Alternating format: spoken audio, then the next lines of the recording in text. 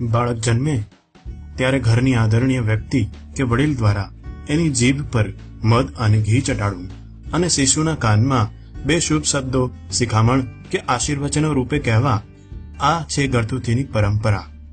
સદીઓ જૂની આ પરંપરા ગળથુથી આપવી સારી કે નહીં, ચાલો તપાસીએ. સૌપ્રથમ તો લોકો શા માટે ગળથુથી આપે છે એ આપણે જાણવું પડે. ગળથુથી આપવાના કારણ નંબર 1 જે કહેવાય છે એ છે કે જેના દ્વારા ગળથુથી અપાય એના જેવું શિશુ થાય. અરે ભાઈ, તો પછી ચાલો ને આ શ્રીમાનને હાથે જ અપાવીએ. કદાચ ફિલ્મ લાઈનનું એનું કેરિયર સેટ થઈ જાય અને લાઈફ પણ બની જાય. શું કહ્યું? આવું તે હોય કઈ? સાચી વાત છે. તો મિત્રો, શિશુનું ભવિષ્ય એના આનુવાંશિક દ્રવ્યો એટલે કે જીનેટિક્સ અને બાળ ઉછેર અને શિક્ષણ પર આધારિત છે. આ રહ્યું કારણ નંબર 2. ગળથુથી આપવાથી આંતરડામાં રહેલો જૂનો મળ નીકળી જાય છે.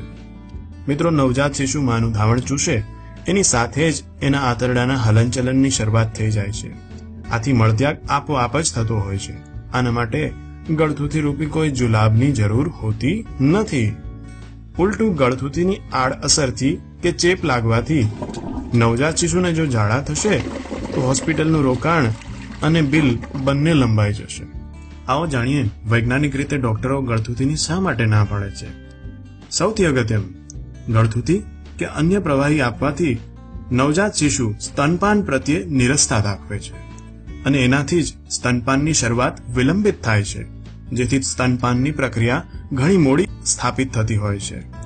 અને હા, ગળથુથીથી ક્યારેક ચેપ પણ લાગી શકે કે જેનાથી બાળક માંદું પડી શકે અને અતિ ગંભીર અસરો પણ થઈ શકે છે.